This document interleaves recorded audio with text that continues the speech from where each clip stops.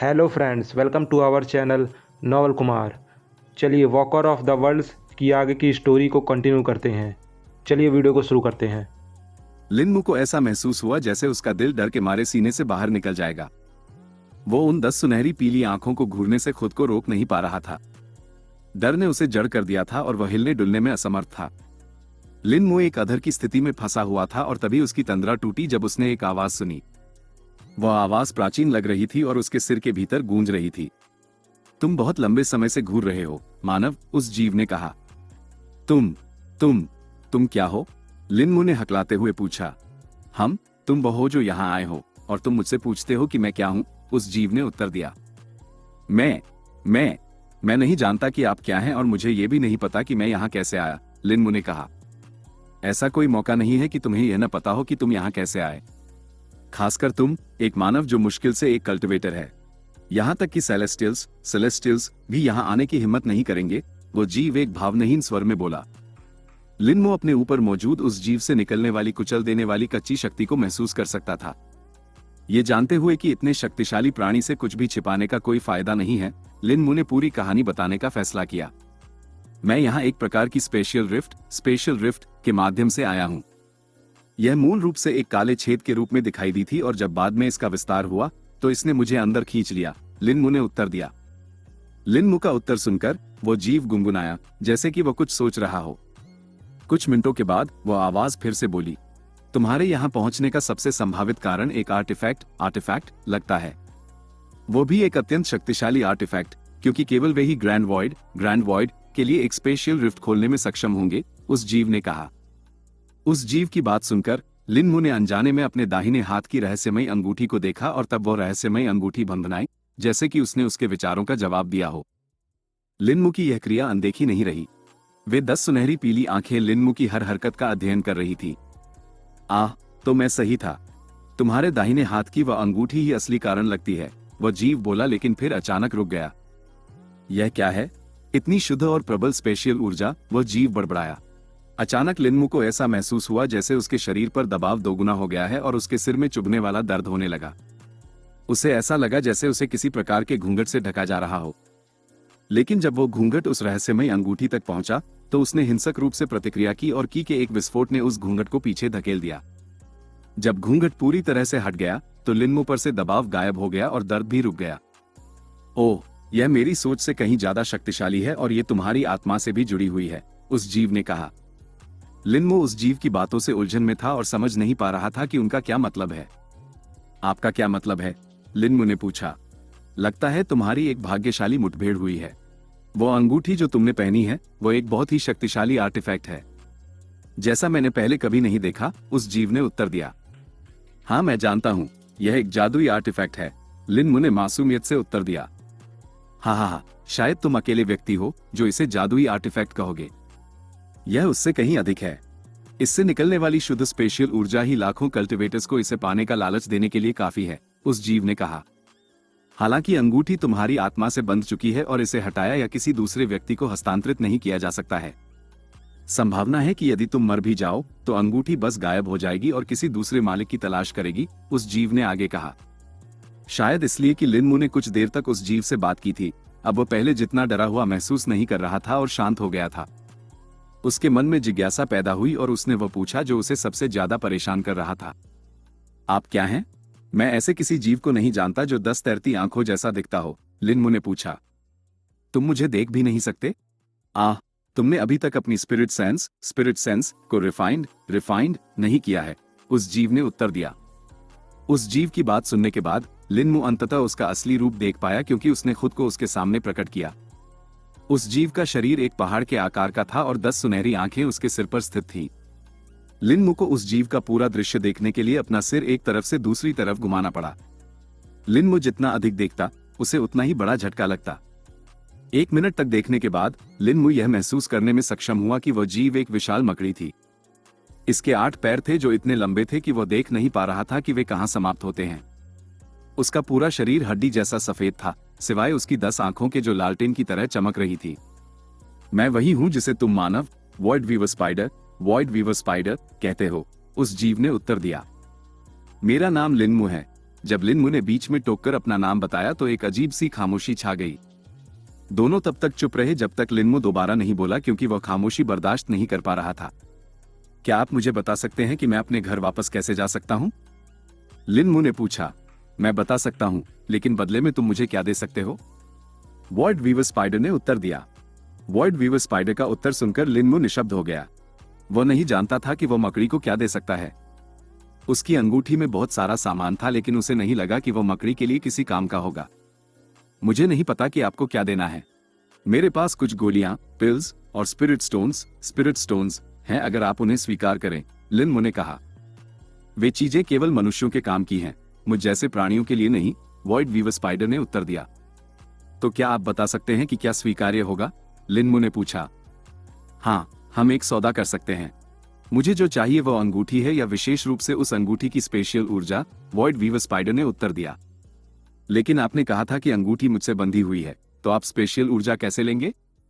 लिन मु ने सवाल किया। यह सरल है, मैं अंगूठी के अंदर रहूंगा और वहां की ऊर्जा को सोखूंगा, वॉइड वीवर स्पाइडर ने उत्तर दिया। लिन मु स्तब्ध रह गया, क्योंकि उसे यह भी नहीं पता था कि अंगूठी में वॉइड वीवर स्पाइडर के पहाड़ जैसे शरीर को समाने के लिए पर्याप्त जगह है या नहीं। मुझे नहीं लगता कि आप अंगूठी में समा पाएंगे, इसके अलावा अंगूठी में हवा नहीं है, इसलिए आपका दम घुट जाएगा, लिन मु ने उत्तर दिया। हाँ, क्या तुम्हें लगता है कि मुझे जीने के लिए हवा की जरूरत है? वैसे यहां भी सामान्य रूप से हवा नहीं है, वॉइड वीवर स्पाइडर एक हंसी के साथ बोला। लिन मु को इतने विशाल प्राणी को हंसते हुए सुनकर अजीब लगा। यह उसे अशोभनीय लगा। लेकिन फिर मैं यहां सांस कैसे ले पा रहा हूं? लिन मु ने भौहें चढ़ाकर पूछा।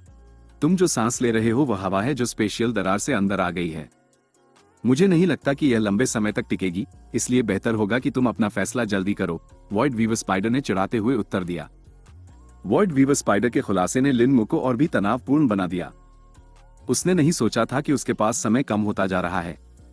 ठीक है, मैं स्वीकार करता हूं, लेकिन आपका विशाल शरीर अंगूठी में कैसे प्रवेश करेगा? लिन मु ने पूछा। मेरा शरीर इस जगह को नहीं छोड़ेगा, यहाँ मेरा कर्तव्य अभी खत्म नहीं हुआ है, वॉइड वीवर स्पाइडर ने रहस्यमयी ढंग से उत्तर दिया।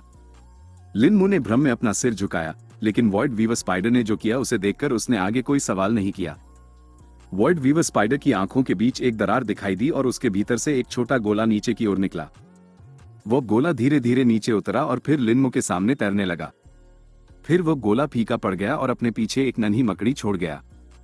वो मकड़ी इतनी छोटी थी कि एक छोटी उंगली की नोक पर समा जाए। अब हमारे जाने से पहले मैं तुम्हें कुछ बातें बता देता हूं। वो अंगूठी एक अनूठा आर्टिफैक्ट है और यदि तुम इसे नहीं छिपाते हो तो तुम मृत्यु को निमंत्रण दोगे। अंगूठी स्पेशल ऊर्जा उत्सर्जित कर रही है, जिसे उच्च स्तर के कल्टिवेटर्स द्वारा महसूस किया जा सकता है, नन्ही वॉइड वीवर स्पाइडर बोली। हूं, लेकिन अब तक कोई भी अंगूठी को नहीं देख पाया है, यहां तक कि कल्टिवेटर्स भी नहीं। आप इसे देखने वाले पहले व्यक्ति हैं, लिन मु ने उत्तर दिया। क्या ऐसा है? हम तो अंगूठी अपनी उपस्थिति को छिपा सकती है, लेकिन ऐसा लगता है कि यह तुम्हारी अपनी कल्टिवेशन द्वारा सीमित है। वैसे भी तुम्हें इसके बारे में चिंता करने की जरूरत नहीं होगी, क्योंकि मैं अंगूठी से लीक होने वाली किसी भी स्पेशल ऊर्जा को रोक दूंगा, नन्ही मकड़ी ने आत्मविश्वास से उत्तर दिया। ओ, और हमारे जाने से पहले यहां तुम्हारे लिए एक उपहार है, नन्ही वॉइड वीवर स्पाइडर बोली। क्या उपहार? इससे पहले कि लिन मु अपना वाक्य पूरा कर पाता, एक विशाल ऊर्जा ने उसे सराबोर कर दिया। वो ऊर्जा वॉइड वीवर स्पाइडर के मुख्य शरीर द्वारा छोड़ी गई थी। वो ऊर्जा ऐसी लग रही थी जैसे उसने लिन मु को ढक लिया हो और उसके शरीर पर एक अदृश्य खोल बना लिया हो। वह क्या था? लिन मु ने हौंफते हुए पूछा। तुम्हें सुरक्षित रखने के लिए कुछ। ये तुम्हारे पास आने वाले किसी भी शक्तिशाली प्राणी को चेतावनी देगा, कम से कम कुछ समय के लिए, जिसके दौरान मुझे उम्मीद है कि तुम खुद उन्हें संभालने के लिए पर्याप्त मजबूत हो जाओगे, नन्ही वॉइड वीवर स्पाइडर ने उत्तर दिया। अब मुझे अंगूठी के अंदर जाने दो। जब लिन मु ने स्पेशल दरार खोली जो ग्रैंड वॉइड में ले जाती थी, तो ग्रेट जो साम्राज्य, ग्रेट जो एम्पायर की पूरी कल्टिवेशन की दुनिया उथल पुथल में पड़ गई।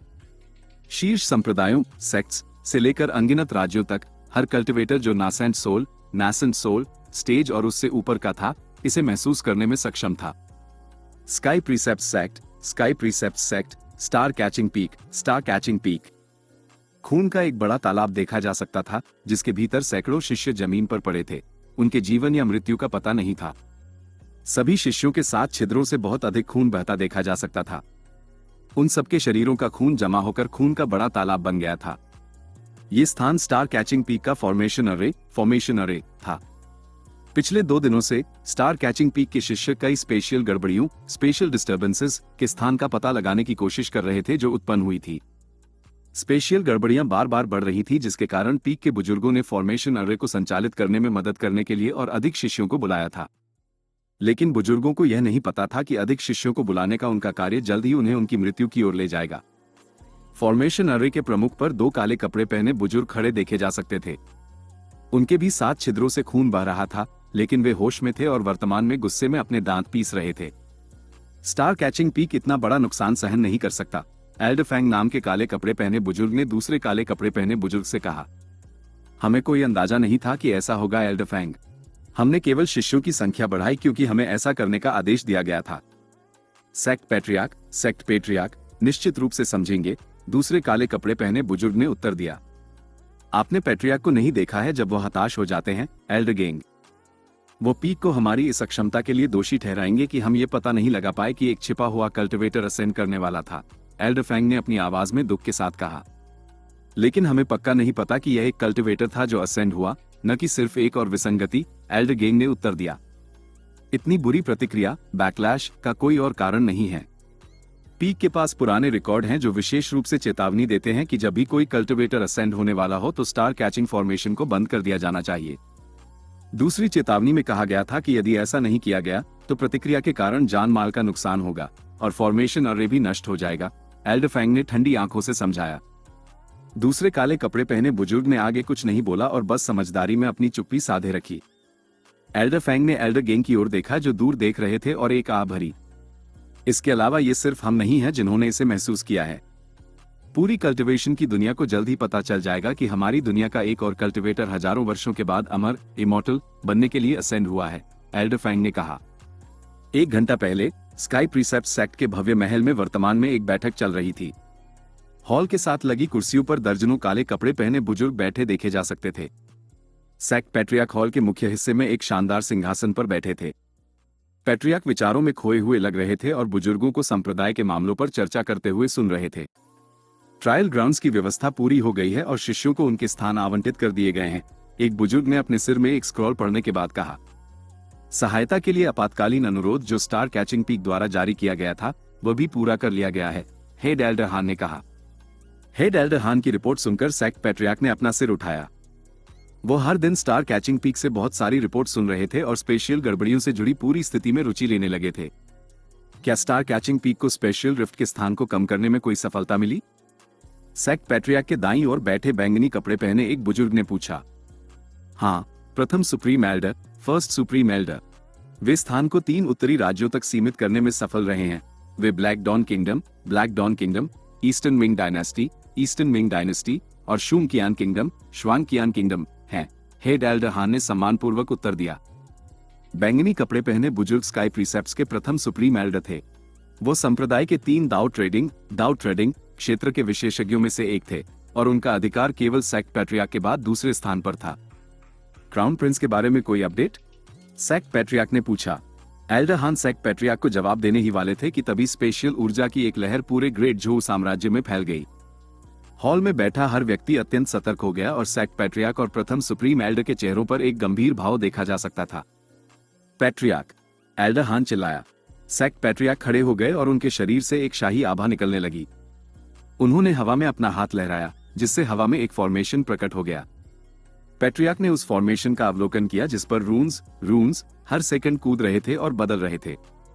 संप्रदाय को सील कर दो और संप्रदाय के हर शिष्य को सचेत करो। एक छिपा हुआ विशेषज्ञ वर्तमान में असेंड हो रहा है और हेवनली डाओ में उथल पुथल होगी। सभी बुजुर्गों को अपनी एकांत साधना सक्लूजन रोकने का आदेश दें। हमारी एक आपातकालीन बैठक होगी, सेक्ट पैट्रियार्क ने आदेश दिया। स्टार कैचिंग पीक को भी मदद भेजें, उन्हें प्रतिक्रिया का सामना करना पड़ा है, पैट्रियार्क ने एक पल रुकने के बाद जारी रखा। हेड एल्डर हान की आंखों में आतंक देखा जा सकता था जब उसे पैट्रियार्क के शब्दों के निहितार्थ समझ में आए। फिर वो हॉल से बाहर निकल गया और स्टार कैचिंग पीक की ओर उड़ गया। हॉल में एक भी आवाज नहीं सुनी जा सकती थी क्योंकि शेष सभी बुजुर्ग शांत थे। यहां तक कि प्रथम सुप्रीम एल्डर भी विचारों में खोए हुए थे। रेनबो पिल सेक्ट में एक बड़े बगीचे में लाखों फूल खिले थे और हवा के साथ झूम रहे थे। आसमान में स्पिरिट की के बादलों को धीरे धीरे तैरते देखा जा सकता था। बगीचे के केंद्र में एक छोटा परगोला था, जिसके भीतर एक बूढ़ा व्यक्ति वर्तमान में बैठा था। वो बूढ़ा व्यक्ति अपने बाएं हाथ से एक गोली पकड़े हुए था और दाहिने हाथ से एक पिल फर्नेस को नियंत्रित कर रहा था। अचानक एक स्पेशियल लहर ने रेनबो पिल सेक्ट को कवर किया और एक फॉर्मेशन के साथ प्रतिक्रिया की। एक अत्यंत बड़ा फॉर्मेशन अर्रे प्रकट हुआ, जिसने पूरे रेनबो पिल सेक्ट को कवर कर लिया। जैसे ही फॉर्मेशन अर्रे दिखाई दिया, संप्रदाय की कई चोटियों से विस्फोटों की आवाजें सुनी जा सकती थी। विशाल बगीचे में बैठा बूढ़ा व्यक्ति एक पल के नोटिस पर जो कर रहा था उसे छोड़ दिया और जमीन पर अपनी हथेली मारने से पहले खड़ा हो गया। दबाओ, सप्रेस, बूढ़े आदमी ने चिल्लाकर कहा, जिसके बाद फॉर्मेशन अर्रे शांत हो गया और विस्फोटों की आवाजें भी बंद हो गई। दर्जनों रोशनियां बड़े बगीचे की ओर उड़ती हुई देखी जा सकती हैं, बूढ़े आदमी के सामने उतरने से पहले। रोशनियां फीकी पड़ गईं और संप्रदाय के कई बुजुर्गों को प्रकट किया जो अभी अभी पहुंचे थे। समूह में से एक व्यक्ति आगे आया और बूढ़े आदमी से बात करने ही वाला था, लेकिन उसे रोक दिया गया। मुझे पहले से ही पता है, समय बर्बाद मत करो और स्टेबलाइजेशन फॉर्मेशन की मरम्मत शुरू करो, बूढ़े आदमी ने आदेश दिया। जी पूर्वज, यस एंसेस्टर, सभी बुजुर्गों ने एक स्वर में उत्तर दिया और उड़ गए। स्काई प्रीसेप्ट सेक्ट और रेनबो पिल सेक्ट के समान स्थितियां ग्रेट झोउ साम्राज्य के सभी शीर्ष संप्रदायों के साथ साथ सामान्य संप्रदायों में भी देखी जा सकती थी। ट्राइकॉल्ड्रोन पियोनी सेक्ट में हजारों शिष्यों को एक बड़े मैदान में खड़े देखा जा सकता था। उन्हें अभी अभी हुई घटनाओं को संबोधित करने के लिए बुलाया गया था। मैदान के सामने बने बड़े मंच पर कुछ लोग खड़े देखे जा सकते थे। सभी शिष्य मंच की ओर देख रहे थे और घोषणा का इंतजार कर रहे थे। मंच पर खड़े व्यक्तियों में से एक आगे आया। जैसा कि आप सभी ने देखा होगा, संप्रदाय का सुरक्षा स्तर 1 घंटे पहले बढ़ा दिया गया था। इसका कारण एक अनूठी घटना है जिसे संप्रदाय के बुजुर्गों द्वारा महसूस किया गया था। ये घटना सभी शिष्यों के लिए खतरनाक हो सकती है, इसलिए सभी को आदेश दिया जाता है कि जब तक आगे के निर्देश न दिए जाएं, तब तक संप्रदाय की सीमाओं के भीतर ही रहें, मंच पर खड़े व्यक्ति ने आदेश दिया।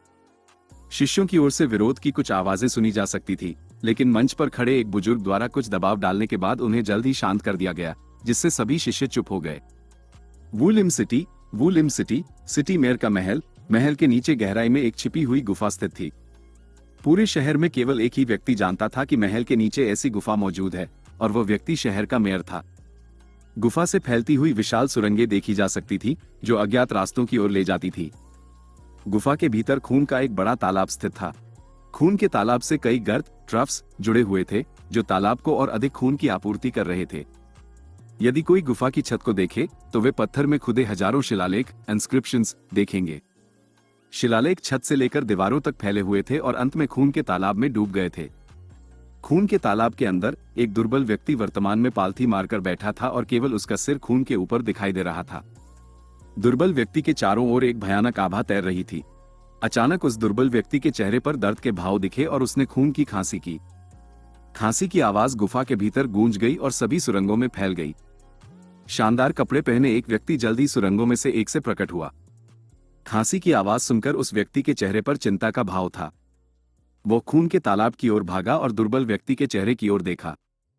बड़े भाई, शानदार कपड़े पहने व्यक्ति बोला। दुर्बल व्यक्ति ने बड़ी मुश्किल से अपनी आंखें खोली और उस शानदार कपड़े पहने व्यक्ति की ओर देखा, जिसने उसे पुकारा था। मैं ठीक हूं, वो सुन। मैंने अपनी इंद्रियों पर बहुत अधिक जोर दिया था, इसलिए मुझे कुछ प्रतिक्रिया बैकलैश मिली, दुर्बल व्यक्ति ने कहा। ये शानदार कपड़े पहने व्यक्ति कोई और नहीं बल्कि वुलिम शहर का मेयर वो शुन था, जो दुर्बल व्यक्ति के शरीर को चिंता से देख रहा था। वो उन गंभीर घावों को देख रहा था जो दुर्बल व्यक्ति के धड़ पर मौजूद थे। घाव ठीक होने की कोशिश करते लग रहे थे, लेकिन एक काले पदार्थ द्वारा उन्हें संक्षारित किया जा रहा था। लेकिन बड़े भाई, जब आप अभी तक ठीक नहीं हुए हैं तो आप खुद पर जोर क्यों दे रहे हैं? वो शुन ने पूछा।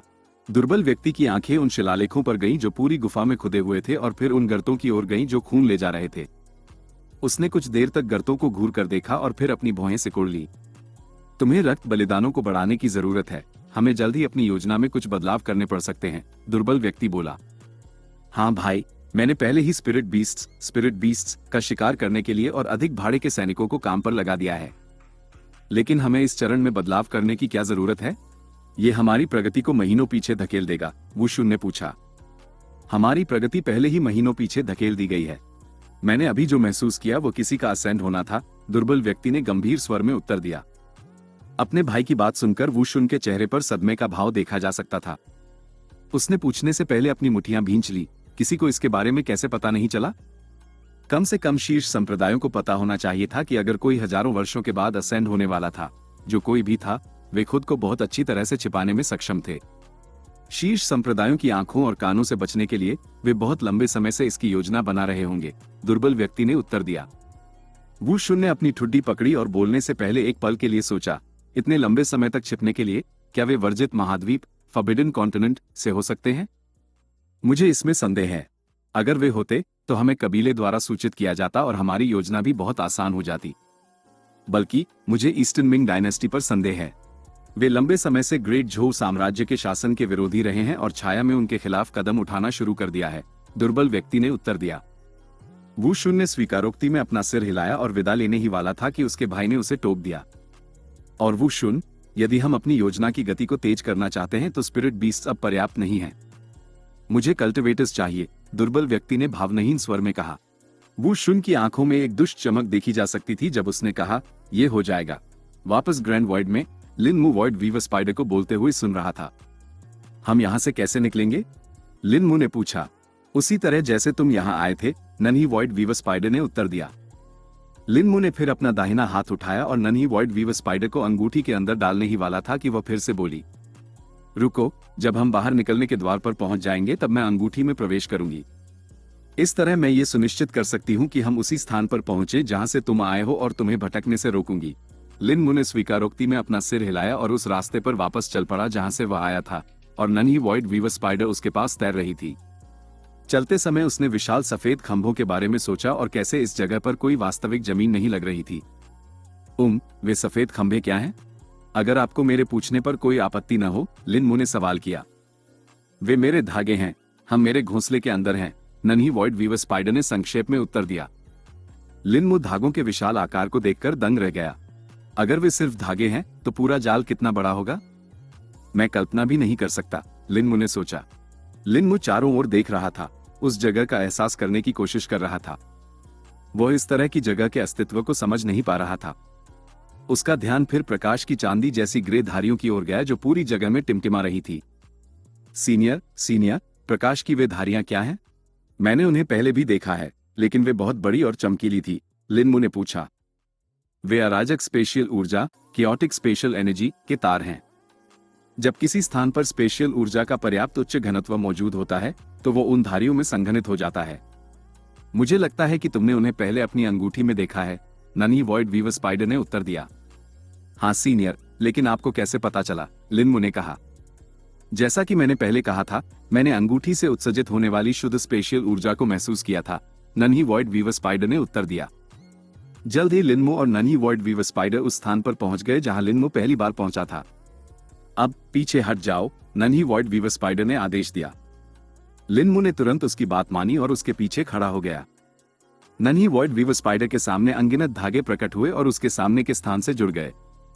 धागों ने फिर पीछे की ओर खींचा और स्थान खींचने लगा। एक निश्चित सीमा के बाद स्थान अब और नहीं खींच सकता था और अचानक फट गया। एक सफेद दरार बन गई जो एक बड़े द्वार में विस्तारित हो गई। नन्ही वॉइड वीवर स्पाइडर लिन मू के सामने तैरने लगी, फिर बोली, मुझे अंगूठी में डालो और फिर पोर्टल के माध्यम से चलो। हालांकि चेतावनी दी जाती है कि यात्रा थोड़ी कठिन होगी। नन्ही वॉइड वीवर स्पाइडर की बात सुनकर लिन मू ने थूक निगला और उसे अंगूठी के अंदर डालने के लिए अपना हाथ उठाया। नन्ही वॉइड वीवर स्पाइडर लिन मू की हथेली में नीचे उतरी और फिर अंगूठी में गायब हो गई, लेकिन कहने से पहले नहीं, तुम अब से मुझे सीनियर शुकोंग, सीनियर जुकोंग कह सकते हो। नन्ही वॉइड वीवर स्पाइडर को अंगूठी के अंदर रखने के बाद लिन मू ने अपने दांत पीसे और सफेद पोर्टल में कूद गया। एक पल के लिए लिन मू लाखों सितारों, आकाशगंगाओं और ग्रहों को अपने पास से चमकते हुए देख सकता था, लेकिन जल्द ही वो बेहोश हो गया। अज्ञात समय के बाद शिकार की झोपड़ी के पास एक बड़ी स्पेशियल रिफ्ट दिखाई दी और उसने लिन मू को बाहर थूक दिया। जमीन पर गिरने से हुए दर्द के कारण जब वह जागा तो उसके मुंह से करा निकली। लिन मू ने अपनी आंखें खोली, लेकिन उन पर चमक रही तेज रोशनी के कारण अचानक उन्हें बंद कर दिया। उसने अपनी आंखें सिकोड़ी और फिर धीरे धीरे उन्हें खोला जब वे चमक के अनुकूल हो गई। लिन मू खड़ा हुआ और चारों ओर देखा। एक बार जब उसने शिकार की झोपड़ी को देखा तो उसने राहत की सांस ली। अंतिम सेकंड तक लिन मू को संदेह था कि वह अपने घर लौटेगा या नहीं, लेकिन अब जब वह आखिरकार यहाँ था तो उसे ऐसा लगा जैसे उसके ऊपर से एक बड़ा बोझ उतर गया हो। यह निश्चित रूप से वैसा नहीं है जिसकी मुझे उम्मीद थी, शुकोंग लिनमू के सिर के अंदर बोला। लिनमू एक सेकंड के लिए हैरान हुआ, लेकिन फिर उसने आवाज पहचान ली। आपका उससे क्या मतलब है सीनियर शुकोंग? लिनमू ने पूछा। ये बहुत निचले स्तर की दुनिया है। तुम ऐसी पिछड़ी जगह पर अंगूठी के संपर्क में कैसे आए? शुकोंग ने अपनी आवाज में भ्रम के साथ उत्तर दिया। एक निचले स्तर की दुनिया? क्या इसका मतलब है कि सिर्फ इसके अलावा और भी दुनियाएं हैं? लिनमू ने अपनी आवाज में आश्चर्य के साथ सवाल किया। वास्तव में इस ब्रह्मांड में अनगिनत अन्य दुनियाएं और कई क्षेत्र, रेल्म्स हैं, शुकोंग ने उत्तर दिया। लेकिन निचले स्तर की दुनिया से आपका क्या मतलब था? लिनमू ने जांच की। ची के घनत्व, कल्टिवेटर्स की प्रगति, हेवनली लॉज और ग्रैंड दाओ जैसे कुछ कारकों के आधार पर एक दुनिया को अलग अलग स्तरों में विभाजित किया जा सकता है, शुकोंग ने समझाया। सीनियर शुकोंग की व्याख्या सुनकर लिनमू के मन में सैकड़ों प्रश्न आ गए। लेकिन इससे पहले कि वो उन्हें पूछ पाता, ऐसा लगा जैसे सीनियर शुकोंग लिनमू के मन को पढ़ने में सक्षम थे, क्योंकि उन्होंने उसे पहले ही रोक दिया। मैं तुम्हें यह नहीं बता सकता कि दुनिया के विभिन्न स्तर क्या हैं या हेवनली लॉस क्या हैं। इस दुनिया के प्रतिबंध तुम्हें उन्हें समझने की अनुमति नहीं देंगे, शुकोंग बोला। ये कैसे संभव है? लिनमू ने अपना सिर झुकाते हुए पूछा। मुझे इसे प्रदर्शित करने दो, शुकोंग ने उत्तर दिया। अचानक लिनमू ने अपने मन में कुछ शब्द सुने। वो शब्दों को स्पष्ट रूप से सुन सकता था, लेकिन महसूस किया कि वो उन्हें समझ नहीं पाया और न ही वो उसे एक पल के बाद उन्हें याद रख सका। लिनमू के मन में भारी भ्रम को महसूस करते हुए सीनियर शुकोंग फिर से बोला, मेरा यही मतलब था। इस दुनिया के प्रतिबंध उन शब्दों को अस्तित्व में रहने की अनुमति नहीं देंगे जब तक कि निश्चित रूप से आपके पास इस दुनिया के प्रतिबंधों को अनदेखा करने के लिए पर्याप्त उच्च कल्टिवेशन न हो। तो ऐसा करने में सक्षम होने के लिए मुझे कितना मजबूत होना होगा? लिनमू ने पूछा। संभवतः उच्चतम कल्टिवेशन क्षेत्र, रेल्म, जो इस दुनिया में मौजूद है। जहां तक मैं अनुमान लगा सकता हूं, तुम्हें इमोर्टल असेंशन रेल्म या कम से कम दाओ ट्रेडिंग रेल्म तक पहुंचना होगा, इससे पहले कि तुम ऐसा करने के बारे में सोच भी सको, शुकोंग ने उत्तर दिया। लिनमू के चेहरे पर भारी भ्रम देखा जा सकता था जब उसने पूछा, वे दो क्षेत्र, रेल्म्स, क्या हैं? लिनमू एक जोर की आवाज सुन सकता था, क्योंकि सीनियर शुकोंग ने असहाय स्वर में कहा, लगता है तुम्हें बहुत कुछ सीखना है। जुकोंग ने कभी उम्मीद नहीं की थी कि जिस लड़के को इतना शक्तिशाली आर्टिफैक्ट प्राप्त करने का सौभाग्य मिला है, उसे कल्टिवेशन की दुनिया के बारे में शायद ही कोई ज्ञान होगा। जुकोंग सोच में पड़ गया कि वह लड़का ची रिफाइनिंग रेल्म में प्रवेश करने में कैसे सफल रहा। मुझे बताओ लिनम्यू, तुम कल्टिवेशन रेल्म्स के बारे में क्या जानते हो? जुकोंग ने पूछा। लिनम्यू सीनियर जुकोंग के शब्दों से विचलित नहीं हुआ और अपनी पूरी क्षमता से उत्तर दिया। मुझे पता है कि कल्टिवेशन रेल्म्स की शुरुआत ची रिफाइनिंग रेल्म से होती है और इसके बाद अगला रेल्म कोर कंडेंसेशन रेल्म है। इसके ऊपर के कल्टिवेशन रेल्म्स के बारे में मुझे नहीं पता, क्योंकि इस क्षेत्र का सबसे शक्तिशाली कल्टिवेटर कोर कंडेंसेशन रेल्म का है, लिनम्यू ने उत्तर दिया। लिनम्यू की बात सुनकर जुकोंग थोड़ा निराश और दुखी हुआ। उसने नहीं सोचा था कि इतना बड़ा खजाना इस तरह की पिछड़ी जगह में खो जाएगा। लेकिन वह जानता था कि चूंकि आर्टिफैक्ट ने लड़के को चुना है, इसलिए अंगूठी का लाभ उठाने का एकमात्र तरीका यह सुनिश्चित करना था कि लड़का जीवित रहे। अगर मैं लंबे समय तक स्पेशल एनर्जी को अवशोषित करना जारी रखना चाहता हूं, तो मुझे इस लड़के को सिखाना होगा। यदि मैं नहीं सिखाता, तो वह निर्दयी कल्टिवेशन दुनिया के सामने आसानी से घुटने टेक देगा और मेरी अपनी बाधा, बॉटलनेक को पार करने से पहले ही मर जाएगा। जुकोंग ने गहराई से सोचा। कुछ देर सोचने के बाद जुकोंग ने योजना बनानी शुरू कर दी कि वह लिनम्यू को कैसे सिखाएगा। लिनम्यू का कल्टिवेशन दुनिया के बारे में अनभिज्ञ होने का एक अच्छा पहलू यह था कि उसके मन में कोई पूर्वाग्रह नहीं होगा। यह निम्न स्तरीय कल्टिवेशन दुनिया के नुकसानों में से एक है। अधिकांश कल्टिवेटर्स कुछ ऐसी अवधारणाओं का पालन करने लगते हैं जो गलत हैं या केवल उसी दुनिया पर लागू होती हैं। लिनम्यू, क्या तुम कल्टिवेशन की दुनिया के बारे में सीखने के इच्छुक हो? जुकोंग ने पूछा। सीनियर जुकोंग के शब्दों ने लिनम्यू को आश्चर्यचकित कर दिया और उसे अवाक कर दिया। लिनम्यू के चेहरे पर खुशी खिल उठी जब उसने समझा कि सीनियर जुकोंग से सीखने का क्या मतलब होगा। वो जानता था कि उसकी सबसे बड़ी कमी यह थी कि वह कल्टिवेशन दुनिया के बारे में लगभग कुछ भी नहीं जानता था, और उसने जो कुछ भी जाना था वो ठोकरें खाकर और संघर्ष करके ही जाना था। यदि उसे एक उचित गुरु मिल जाए तो सब कुछ बहुत आसान हो जाएगा और उसकी प्रगति कई गुना बढ़ जाएगी। हाँ सीनियर, कृपया मुझे सिखाएं, लिनम्यू चिल्लाया। इससे पहले मैं तुम्हें सूचित कर दूं, मैं तुम्हें कोई ची कल्टिवेशन टेक्निक या कोई मार्शल टेक्निक्स नहीं दे पाऊंगा। जिन्हें मैं जानता हूं वे मनुष्यों के लिए अनुपयुक्त हैं या केवल तभी उपयोग की जा सकती हैं जब आपकी कल्टिवेशन पर्याप्त उच्च हो, जुकोंग ने कहा। लिनम्यू सीनियर जुकोंग के शब्दों से परेशान नहीं हुआ और उसने उन्हें पूरे दिल से स्वीकार कर लिया। इससे कोई फर्क नहीं पड़ता, सीनियर जुकोंग। मैं फिर भी आभारी हूं कि आप मुझे सिखाने के इच्छुक हैं। लिन म्यू ने सम्मानपूर्वक उत्तर दिया। ज़ुकोंग मन ही मन लड़के की प्रतिक्रिया पर हंसा और सोचा कि शायद वह लड़के को एक अद्वितीय कल्टीवेटर के रूप में ढाल पाएगा। मेरी कुछ शर्तें हैं जिनका पालन तुम्हें अनिवार्य रूप से करना होगा यदि तुम मुझसे सीखना चाहते हो, ज़ुकोंग बोला। लिन म्यू ने अपनी स्वीकृति दिखाने के लिए सिर हिलाया और सीनियर ज़ुकोंग की बातों को सुना। पहला, तुम्हें मेरी बातों का सख्ती से पालन करना होगा और अन्य लोग तुम्हें कल्टीवेशन के बारे में जो कुछ भी बताते हैं उसे अनदेखा करना होगा यदि मैं उनसे असहमत हूं। इस दुनिया के लोग कल्टीवेशन के कई पहलुओं के बारे में बस नहीं जानते हैं। दूसरा, कल्टीवेशन की दुनिया निर्दयी है, इसलिए यदि तुम जीवित रहना चाहते हो तो तुम्हें भी निर्दयी बनना होगा। तीसरा, मैं चाहता हूं कि तुम धैर्यवान और स्थिर बनो। कल्टीवेशन स्वयं स्वर्ग के विरुद्ध जाना है, इसलिए तुम्हें यह जानने की आवश्यकता है कि कब आगे बढ़ना है और कब पीछे हटना है। अनगिनत लोगों ने अपनी कल्टीवेशन में खुद को खो दिया है क्योंकि वे सही निर्णय नहीं ले सके, ज़ुकोंग एक अधिकारपूर्ण आवाज में बोला। लिन म्यू ने सीनियर ज़ुकोंग के एक एक शब्द को ध्यान से सुना। उसने उन पर विचार किया और बोलने से पहले सुनिश्चित किया कि वह सब कुछ समझ गया है। मैं आपकी सभी शर्तों को समझता हूं और स्वीकार करता हूं, सीनियर ज़ुकोंग, लिन म्यू ने दृढ़ आवाज में उत्तर दिया। ज़ुकोंग ने मन ही मन सिर हिलाया और लिन म्यू की निर्णायकता से संतुष्ट हुआ। अब तुम्हारे पहले पाठ के लिए मैं तुम्हें कल्टीवेशन रेल्म्स के बारे में सिखाऊंगा, ज़ुकोंग ने कहा। ज़ुकोंग ने फिर लिन म्यू को विभिन्न कल्टीवेशन रेल्म्स के बारे में समझाया। कल्टीवेशन रेल्म्स की शुरुआत ची रिफाइनिंग रेल्म से हुई, जिसमें एक कल्टीवेटर अपने डांशन के भीतर स्पिरिट ची को परिष्कृत, रिफाइन और संग्रहित करता है। वे एक कल्टीवेशन टेक्निक के उपयोग द्वारा स्पिरिट ची को रिफाइन करते हैं। दूसरा रेल्म कोर कंडेंसेशन रेल्म था। कोर कंडेंसेशन रेल्म में एक कल्टीवेटर अपने डांशन के भीतर तरल स्पिरिट ची को और अधिक रिफाइन करता है और इसे एक ठोस कोर में संघनित, कंडेंस करता है। इस ठोस कोर को स्वर्ण अमृत, गोल्डन एलिक्सिर या गोल्ड कोर के रूप में भी जाना जाता था। कोर कंडेंसेशन रेल्म में और आगे बढ़ने के लिए एक कल्टीवेटर को अपने कोर के आकार को बढ़ाना होगा। इसके बाद आने वाले cultivation realms nascent soul realm, dao shell realm, dao trading realm और अंत में इमॉर्टल असेंशन रेल्म थे।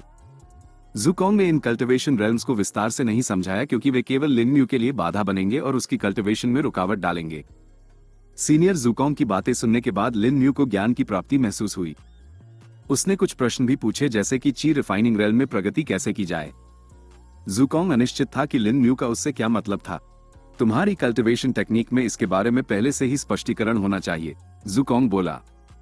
लिन म्यू भ्रमित था क्योंकि अंगूठी से 9 डिवाइन हार्ट सूत्र्स प्राप्त करते समय उसे कोई स्पष्टीकरण नहीं मिला था। वह इस बात को लेकर भी भ्रमित था कि तकनीक ने यह नहीं बताया कि स्पिरिट ची को प्रवाहित, सर्कुलेट करने के लिए किन नाड़ियों, मेरिडियंस का उपयोग किया जाना चाहिए। वह अभी जिस मेरिडियन पथ का उपयोग कर रहा था वह उसने स्वयं बनाया था और किसी नियमावली, मैनुअल से नहीं सीखा था। लिन म्यू ने सोचा कि क्या उसने मेरिडियन पथ चुनते समय कोई गलती की है। लेकिन सीनियर, जब अंगूठी ने मुझे मेरी कल्टीवेशन टेक्निक प्रदान की तो मुझे इसके बारे में कोई स्पष्टीकरण नहीं मिला, लिन म्यू ने उत्तर दिया। अंगूठी द्वारा प्रदान की गई? क्या यह एक विरासत, लेगेसी, आर्टिफैक्ट है? ज़ुकोंग मन ही मन बोला। तुम किस कल्टीवेशन टेक्निक का अभ्यास कर रहे हो? ज़ुकोंग ने पूछताछ की। इसे 9 डिवाइन हार्ट सूत्र्स कहा जाता है। हालांकि मैं इसके केवल पहले 2 भागों को जानता हूं, लिन म्यू ने उत्तर दिया।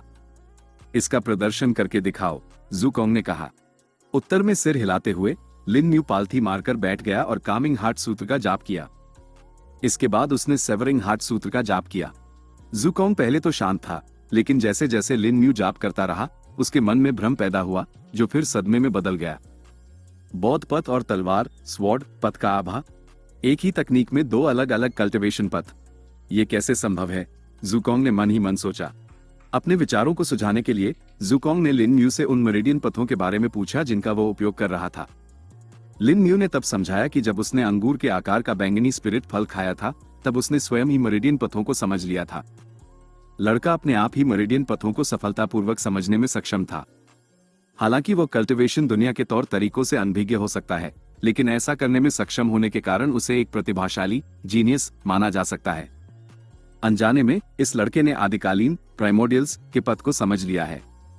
अगर उन पुराने राक्षसों को कभी इसके बारे में पता चला तो मुझे आश्चर्य है कि क्या वे उसे शिष्य के रूप में स्वीकार करने के लिए एक और युद्ध शुरू कर देंगे, ज़ुकोंग ने सोचा। हालांकि एक अज्ञात स्पिरिट फल खाना एक लापरवाह निर्णय था जो उसने लिया। यह भाग्यशाली था कि वो जीवित रहा और विस्फोटित, इम्प्लोड नहीं हुआ, ज़ुकोंग ने आगे सोचा। लिन म्यू घबरा रहा था क्योंकि सीनियर ज़ुकोंग ने काफी समय से उसे जवाब नहीं दिया था, और वो सोचने लगा था कि क्या उसने वाकई कोई गलती की है। मुझे नहीं लगता कि 9 डिवाइन सूत्र्स एक कल्टिवेशन टेक्निक है, या यूं कहें कि यह एक पूर्ण रूप से विकसित कल्टिवेशन टेक्निक नहीं है, ज़ुकोंग ने कहा। तो ये किस तरह की तकनीक है? लिन म्यू ने बेसब्री से पूछा। मेरा सबसे अच्छा अनुमान है कि यह एक सहायक ऑक्सिलरी कल्टिवेशन टेक्निक है। सहायक कल्टिवेशन टेक्निक्स सहायक तकनीकें होती हैं और आमतौर पर एक वास्तविक कल्टिवेशन टेक्निक की खामियों और कमियों को दूर करने में मदद करती हैं, ज़ुकोंग ने समझाया। जैसा कि तुमने कहा, कामिंग हार्ट सूत्र तुम्हारी धारणा परसेप्शन को बढ़ाता है, जबकि सेवरिंग हार्ट सूत्र तुम्हारे मन को स्थिर करता है। इस प्रक्रिया में तुम्हारी भावनाओं को दबा देता है। ये दोनों उन कल्टिवेटर्स के लिए सहायक हैं जो अति शक्तिशाली ओवरबेयरिंग कल्टिवेशन टेक्निक्स का अभ्यास करते हैं, ज़ुकोंग ने विस्तार से बताया। सीनियर ज़ुकोंग की व्याख्या सुनकर लिन म्यू असमंजस में था। तो क्या मुझे एक नई कल्टिवेशन टेक्निक प्राप्त करने की आवश्यकता है? लिन म्यू ने भारी मन से प्रश्न किया। नहीं, बल्कि तुम्हें वैसे ही अभ्यास जारी रखना चाहिए जैसे तुम अभी कर रहे हो। तुम इसे अभी नहीं समझोगे, लेकिन जो तरीका तुम अभी उपयोग कर रहे हो वह भविष्य में तुम्हारे लिए फायदेमंद होगा, भले ही तुम्हारी प्रगति अभी धीमी हो, ज़ुकोंग ने उत्तर दिया। ये पुष्टि करने के लिए कि क्या अंगूठी वास्तव में एक विरासत आर्टिफैक्ट थी, ज़ुकोंग ने उससे कुछ और प्रश्न पूछे। तुम्हें अंगूठी से और क्या प्राप्त हुआ? ज़ुकोंग ने पूछा। सीनियर ज़ुकोंग के प्रश्न को सुनने के बाद लिन म्यू ने ची रिफाइनिंग रेल्म में पहुंचने के बाद अंगूठी से प्राप्त 2 स्किल्स के बारे में बताया और स्पेशल रिफ्ट्स खोलने की अंगूठी की क्षमता के बारे में भी बताया। फिर उसने उसे बताया कि कैसे उसे स्पेशल रिफ्ट से बोल्डर कलैप्सिंग फिस्ट की पुस्तिका और कई अन्य वस्तुएं मिली। ये लड़का बस आश्चर्यों से भरा है, ज़ुकोंग ने हंसते हुए सोचा। ज़ुकोंग उन स्किल्स से प्रभावित था जो लिन म्यू को अंगूठी से मिली थी। केवल 2 स्किल्स, फ्लिकर और ब्लिंक, ही इस दुनिया के किसी भी व्यक्ति के लिए अपने आप में शक्तिशाली बनने के लिए पर्याप्त थी। हालांकि वे 2 स्किल्स सरल लग रही थी, लेकिन वास्तव में वे वैसी नहीं थी। उन 2 स्किल्स ने स्पेशल कानूनों, स्पेशल लॉज की उच्च स्तरीय अवधारणाओं का उपयोग किया। एक कल्टिवेटर केवल तभी प्रारंभिक कानूनों को समझ सकता था जब वे डाउ ट्रेडिंग रेल्म में पहुंच जाते थे और एक डाउ एम्ब्रियो बनाते थे। लेकिन एक कल्टिवेटर के लिए स्पेशल कानूनों का एक अंश भी समझना लगभग असंभव था, क्योंकि वे सबसे जटिल और शीर्ष स्तरीय डाउज में से एक थे। अब तक XUKONG को अंदाजा हो गया था कि वह रहस्यमयी अंगूठी कैसे काम करती है। अंगूठी ने एक माध्यम, कॉन्ड्यूइट और एक उत्प्रेरक, कैटलिस्ट के रूप में काम किया, जिसने लिन म्यू को स्पेशल कानूनों में हेरफेर करने में मदद की। उसने ये भी महसूस किया कि अंगूठी सचेत, सेंटिएंट थी और लिन म्यू की क्षमता के अनुसार स्किल्स को तैयार कर रही थी। जहां तक स्पेशल रिफ्ट्स खोलने की क्षमता का सवाल है, ज़ुकोंग इसे तभी समझ पाया जब उसने अंगूठी से शुद्ध स्पेशल एनर्जी को अवशोषित करना शुरू किया। एक ऐसे आर्टिफैक्ट के लिए जो इतनी शुद्ध स्पेशल एनर्जी उत्पन्न कर सकता था, स्थान, स्पेस के कमजोर बिंदुओं का फायदा उठाना बच्चों का खेल था। अंगूठी के लिए किसी टेलीपोर्टेशन चैनल में टैप करना और उसे हाईजैक करना और भी आसान था। जब लिन म्यू सीनियर ज़ुकोंग को बता रहा था कि कैसे कुछ स्पेशल रिफ्ट्स दूसरों से अलग महसूस होते हैं, तो उन्होंने बताया कि क्यों। जो स्पेशल रिफ्ट्स शांत पानी की तरह महसूस होते थे वे केवल लघु शून्य, लेसर वॉइड के द्वार थे, लेकिन जो एक बहती नदी की तरह महसूस होते थे वे वास्तव में टेलीपोर्टेशन संरचनाओं, फॉर्मेशंस द्वारा बनाए गए टेलीपोर्टेशन चैनल थे। टेलीपोर्टेशन फॉर्मेशंस का उपयोग लंबी दूरी की आवाजाही और परिवहन के लिए किया जाता था। ऐसी संरचनाओं की मदद से वस्तुओं के साथ साथ लोगों को भी कम समय में लंबी दूरी तक पहुंचाया जा सकता था। हालांकि जिन तक लिन म्यू की पहुंच थी वे वस्तुओं के परिवहन के लिए उपयोग किए जाने वाले छोटे टेलीपोर्टेशन फॉर्मेशंस थे। जब लिन म्यू ने पहले 2 तक पहुंच प्राप्त की थी, तो उसने मूल रूप से किसी अज्ञात व्यक्ति से 4 वेसल्स, रेस्टोरेशन पिल्स और स्पिरिट स्टोन्स चुरा लिए थे। अच्छी बात यह थी कि जिस व्यक्ति ने वस्तुओं को भेजने के लिए फॉर्मेशन का उपयोग किया था, उसे यह भी पता नहीं चलेगा कि वे चोरी हो गई हैं। क्या वो व्यक्ति जिसकी वस्तुएं मैंने ली हैं, मेरे पीछे आएगा? लिन म्यू ने सशंकित लहजे में पूछा। यह असंभव होगा। हालांकि टेलीपोर्टेशन फॉर्मेशंस के माध्यम से सामान भेजना एक सुरक्षित तरीका है, लेकिन ये दोषरहित नहीं है। स्पेशल चैनल में कोई भी दुर्घटना या अशांति वस्तु को शून्य, वॉइड में खो जाने का कारण बनेगी, ज़ुकोंग ने उत्तर दिया। लिन म्यू ने राहत महसूस की कि उसे वस्तुओं के मालिक द्वारा बदले के लिए वापस आने की चिंता नहीं करनी पड़ेगी। मुझे उन 2 स्किल्स का प्रदर्शन करके दिखाओ जो तुम्हें अंगूठी से मिली हैं।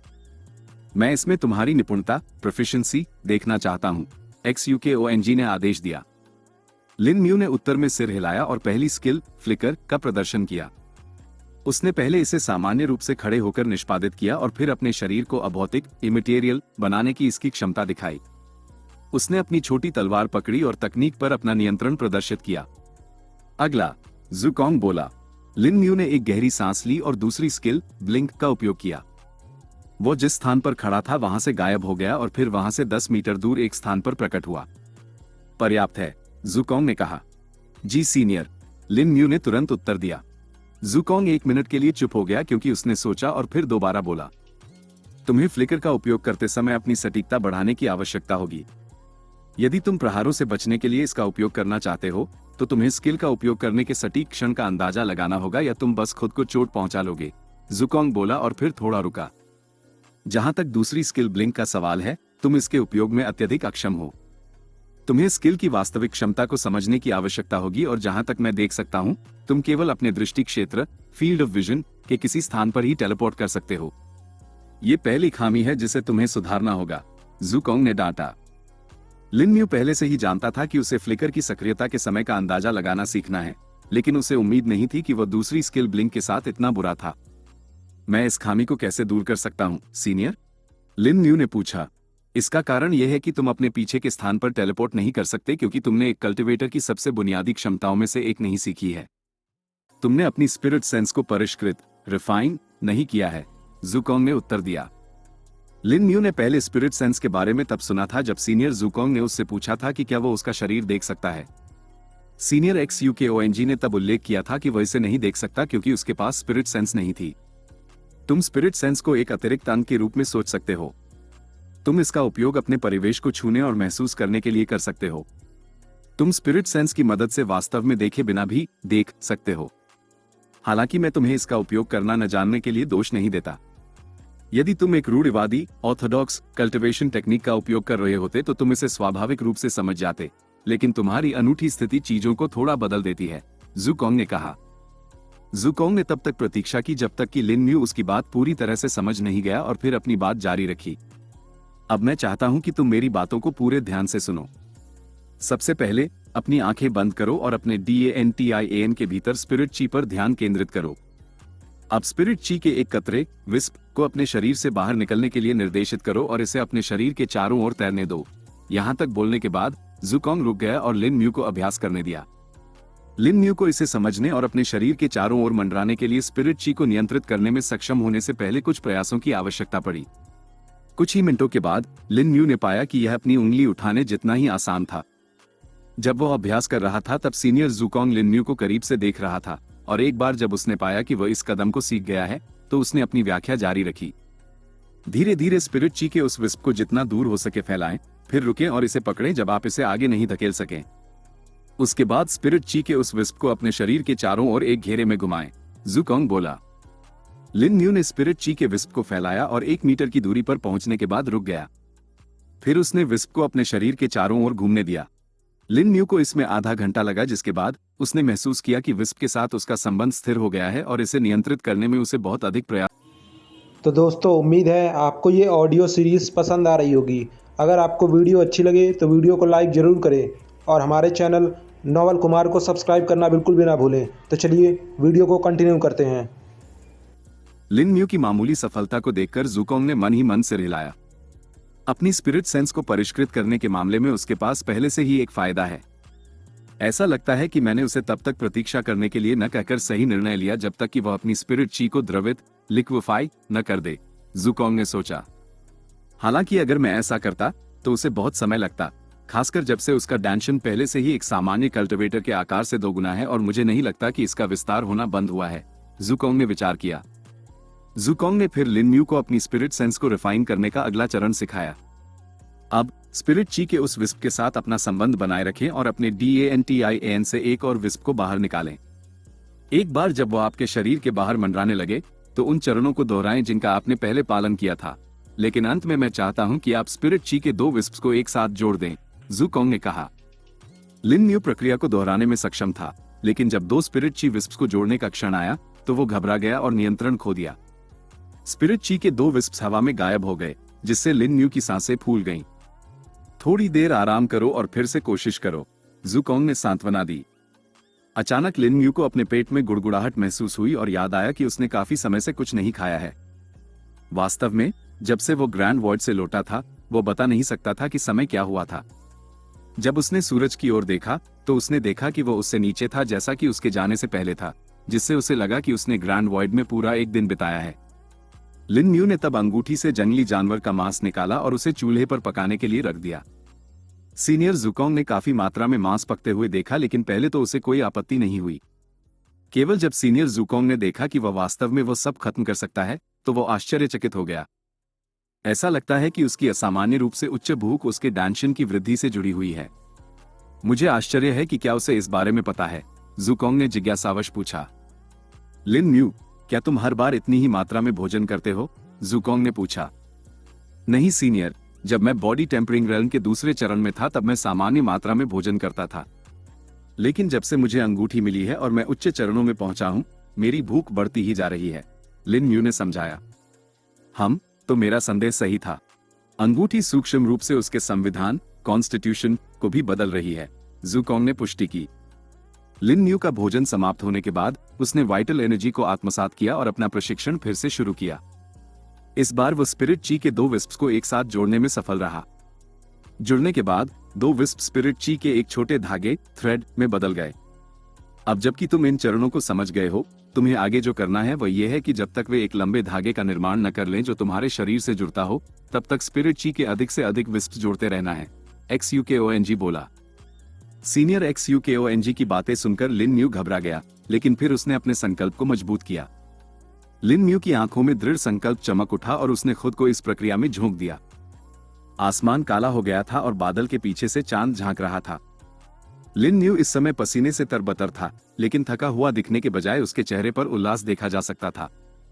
अनगिनत प्रयासों और 10 घंटों के बाद लिन म्यू आखिरकार स्पिरिट ची के सभी विस्प्स को जोड़ने में सफल रहा। स्पिरिट ची अब पतले धागे की तरह नहीं दिख रही थी, इसके बजाय यह एक सूंड टेंड्रल में बदल गई थी। लिन म्यू ने अभी एक और कारनामा कर दिखाया था जो शीर्ष संप्रदायों सेक्ट्स को भी चौंका देगा। ज़ुकोंग पिछले दिन में लिन म्यू द्वारा की गई प्रगति से खुश था। वो न केवल स्पिरिट ची के विस्प्स को स्वतंत्र रूप से नियंत्रित करने और उन्हें जोड़ने में सक्षम था, बल्कि वो उन्हें पूरी तरह से स्पिरिट सेंस के एक टेंड्रल में जोड़ने में भी सक्षम था। लड़के में स्पिरिट ची नियंत्रण की प्रतिभा है, लेकिन मैं यह नहीं कह सकता कि यह जन्मजात है या यह अंगूठी का काम है, ज़ुकोंग ने सोचा। लिन म्यू जमीन पर पालथी मारकर बैठा था और अपने परिवेश को महसूस करने के लिए अपनी नई परिष्कृत स्पिरिट सेंस का उपयोग कर रहा था। नई संवेदनाएं लिन म्यू को अनोखी लगी। उसने महसूस किया कि वो स्पिरिट सेंस की मदद से 360 डिग्री के कोण में देख पा रहा है। लिन म्यू दूसरी स्किल ब्लिंक का परीक्षण करना चाहता था और देखना चाहता था कि क्या वह अपने दृष्टि क्षेत्र के बाहर किसी स्थान पर टेलीपोर्ट कर सकता है, लेकिन उसने इसके खिलाफ निर्णय लिया क्योंकि उसने अपनी लगभग सभी स्पिरिट ची समाप्त कर दी थी। स्पिरिट सेंस को रिफाइन करने की प्रक्रिया के दौरान हर बार विफल होने पर वो उन स्पिरिट ची विस्प्स को खो देता था जिन्हें वह नियंत्रित कर रहा था। स्पिरिट सेंस का जो टेंड्रल उसने रिफाइन किया था वह 1 मीटर लंबा था और 20 स्पिरिट ची विस्प्स को जोड़कर रिफाइन किया गया था। कई प्रयासों में लिन म्यू ने लगभग 500 स्पिरिट ची विस्प्स खो दिए थे, जिससे उसके DANTIAN में केवल 35 स्पिरिट ची विस्प्स बचे थे। मुझे अपनी स्पिरिट ची को फिर से भरने की जरूरत है और मुझे कुछ खाने की भी जरूरत है। मुझे बहुत भूख लगी है, लिन म्यू ने सोचा। तुम कल अपना अभ्यास जारी रख सकते हो, फिलहाल तुम्हें आराम की जरूरत है, ज़ुकोंग ने आदेश दिया। जी सीनियर, लिन म्यू ने उत्तर दिया। लिन म्यू ने अपने लिए रात का खाना बनाया, उसे खाया और फिर बिस्तर पर लेट गया। उसने अपना सिर मुलायम तकिए बोल्स्टर पर टिका दिया और गहरी नींद में सो गया। शायद इसलिए क्योंकि लिन म्यू शारीरिक और मानसिक दोनों रूप से बेहद थक गया था, वो स्लीपस्केप के भीतर प्रकट नहीं हुआ और बस सामान्य रूप से सो गया। जब लिन म्यू सो रहा था, ज़ुकोंग लगातार अंगूठी के भीतर स्पेशल एनर्जी को अवशोषित कर रहा था। यहाँ स्पेशल एनर्जी का कोई अंत नहीं लग रहा है। मैंने मूल रूप से सोचा था कि मेरे द्वारा इसे अवशोषित करने के बाद ये समाप्त हो जाएगी और इसे फिर से भरने में कुछ समय लगेगा, लेकिन अंगूठी इसे मेरी अवशोषण करने की दर से कहीं अधिक उच्च दर पर पैदा कर रही है, ज़ुकोंग ने सोचा। हालांकि लड़के में प्रतिभा है, लेकिन उसके पास संसाधनों की कमी है। संसाधनों के बिना उसके लिए अपनी कल्टीवेशन में प्रगति करना बेहद मुश्किल होगा। मुझे एक रास्ता खोजना होगा ताकि वो कुछ संसाधन प्राप्त कर सके। तब तक मुझे लगता है कि उसे जंगल पर निर्भर रहना होगा, ज़ुकोंग ने विचार किया। कई घंटे बीत गए और सूरज आसमान में उगाया। लिन म्यू उठा और अपने शरीर को फैलाया, स्ट्रेच, लेकिन पाया कि यह आश्चर्यजनक रूप से अकड़ा हुआ नहीं था। उसने तरोताजा महसूस किया और उसका शरीर ऐसा लग रहा था जैसे वह नया हो। लिन म्यू ने अपनी सुबह की दिनचर्या शुरू की और जंगली जानवर का कुछ मांस पकाया। जब मांस पक रहा था तो वो खेती कल्टीवेट करने और अपनी स्पिरिट ची को फिर से भरने के लिए बैठ गया। सोते समय उसके शरीर ने पहले ही 100 स्पिरिट ची विस्प्स भर लिए थे, इस प्रकार उसके पास कल्टीवेशन शुरू करने के लिए पर्याप्त मात्रा में स्पिरिट ची थी। हालांकि लिन म्यू ने केवल 15 मिनट तक कल्टीवेशन की, उसने पाया कि स्पिरिट ची को अवशोषित करने की गति फिर से बढ़ गई है और वो 50 स्पिरिट ची विस्प्स को अवशोषित करने में सक्षम था। मेरे अवशोषण की गति फिर से कैसे बढ़ गई? लिन म्यू मन ही मन बुदबुदाया, लेकिन सीनियर ज़ुकोंग ने उसे सुन लिया। ऐसा तुम्हारी स्पिरिट सेंस के कारण होगा। स्पिरिट सेंस न केवल तुम्हें अपने परिवेश को महसूस करने की अनुमति देती है, बल्कि इसके अन्य प्रभाव भी हैं। उनमें से एक स्पिरिट की के प्रति संवेदनशीलता में वृद्धि है, ज़ुकोंग बोला। तो स्पिरिट ची के अन्य कार्य और प्रभाव क्या हैं, सीनियर? लिन म्यू ने पूछा। स्पिरिट ची अत्यधिक बहुमुखी है और इसका उपयोग स्पिरिट हथियारों और उपकरणों को नियंत्रित करने, फॉर्मेशंस बनाने और अल्केमिकल गोलियां, अल्केमिकल पिल्स बनाने जैसी चीजों में किया जाता है, XUKONG ने उत्तर दिया। लिन म्यू ने पहले स्पिरिट हथियारों के बारे में सुना था। वह जानता था कि वे सामान्य हथियारों की तुलना में बहुत अधिक शक्तिशाली होते हैं और उनमें कुछ विशेष प्रभाव भी होते हैं। उसने सोचा कि क्या उसे किसी तरह एक प्राप्त करना चाहिए। जब लिन म्यू अपने विचारों में खोया हुआ था, उसका नाश्ता तैयार था। उसने अपना नाश्ता खत्म किया और वाइटल एनर्जी को आत्मसात किया। जब वो कल्टीवेशन शुरू करने वाला था, उसने देखा कि काले धब्बे वापस आ गए हैं। वो क्षेत्र में उनमें से कई को पहचानने में सक्षम था। सीनियर, काले धब्बे वापस आ गए हैं, लिन म्यू बोला। काले धब्बे? तुम्हारा मतलब स्पेशल गेट से है। मैं भी उन्हें महसूस कर सकता हूं, लेकिन यहां उनमें से बहुत अधिक संख्या है, ज़ुकोंग ने उत्तर दिया। बहुत अधिक? लेकिन मैं जहां भी जाता हूं उन्हें देखता हूं। क्या यह सामान्य है? लिन म्यू ने पूछा। हाँ, वे काले धब्बे जो तुम देख रहे हो वे वास्तव में स्थान, स्पेस में मौजूद कमजोर बिंदु हैं। सामान्य तौर पर उन्हें दुर्लभ होना चाहिए, लेकिन ऐसा लगता है कि तुम्हारी अंगूठी की उपस्थिति ही स्थान को अस्थिर करने के लिए पर्याप्त है, XUKONG ने उत्तर दिया। अपनी जिज्ञासा शांत होने के बाद लिन म्यू अपनी स्पिरिट ची को फिर से भरने के लिए पालथी मारकर बैठ गया। उसने 2 घंटे तक कल्टीवेशन की और अपनी स्पिरिट ची को अपने पिछले स्तरों तक भरने में सक्षम था। लिन म्यू ने धीरे धीरे स्पिरिट सेंस के टेंड्रिल को फैलाया और आसपास के क्षेत्र का विश्लेषण किया। वो घास के एक एक तिनके और उस पर रेंगने वाले छोटे कीड़ों को महसूस कर सकता था। यदि लिन म्यू ने सेवरिंग हार्ट सूत्र का उपयोग किया और भी अधिक ध्यान केंद्रित किया, तो वह हवा में तैरते धूल के कणों का भी निरीक्षण कर सकता था। लिन म्यू ने अपने नीचे जमीन के अंदर के क्षेत्र को महसूस करने की कोशिश की और पाया कि वो केवल कुछ इंच अंदर ही जांच करने में सक्षम था। यदि उसने और गहराई में जाने की कोशिश की तो उसकी स्पिरिट सेंस को बस रोक दिया गया, जैसे कि उसके सामने लोहे की दीवार हो। इस समस्या पर चकित होकर लिन म्यू ने सीनियर ज़ुकोंग से मार्गदर्शन मांगने का निर्णय लिया। तुम्हारी स्पिरिट सेंस अभी ठोस वस्तुओं के पार नहीं देख पाएगी।